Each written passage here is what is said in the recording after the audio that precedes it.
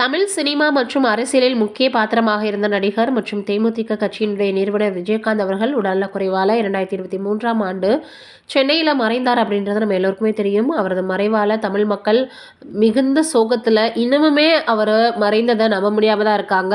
உயிரோடு இருந்தபோது விமர்சிக்கப்பட்டவர்களும் இன்று அவரை நினைத்து கண்ணீர் செலுத்துகிறாங்க.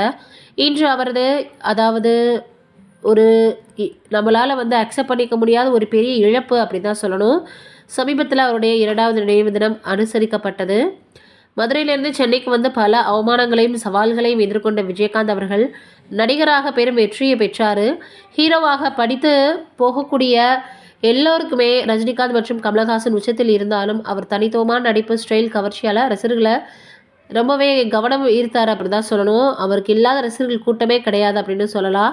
நடிகர் MS பாஸ்கர் விஜயகாந்தினுடைய புகைப்படத்திற்கு மலர் தூவி அஞ்சலி செலுத்தி உருகி வேண்டுகோள் வச்சிருக்காரு. அவரது உயிர் மற்றும் சாதனைகள் இன்றும் மீண்டும் தமிழ் மக்கள் நினைவில் உயிரோடு இருக்குது அப்படின்றதா உண்மையும் கூட. பல துரோகங்கள் அரசியல் சதுரங்கத்தில் அவர் சந்திச்சிருக்காரு, சவால்களை சந்திச்சிருக்காரு, உடல் மற்றும் மன ரீதியாக சோர்வடைஞ்சிட்டாருன்னு தான் சொல்லணும். அமெரிக்காவில் அறுவை சிகிச்சை செய்தாலும் 2023 பரிதாபமாக உயிரிழந்தார். அவருடைய இழப்பு நம்மளாலே இன்னுமே ஏற்றுக்கொள்ள முடியாத ஒரு விஷயமாக தான் பார்க்கப்படுது. இப்போ அவருடைய 2ஆம் ஆண்டு நினைவு அஞ்சலி செலுத்தியிருக்காங்க அப்படின்றது மக்களிடையே ரொம்பவே பேசப்பட்டு வந்துட்டுருக்கு.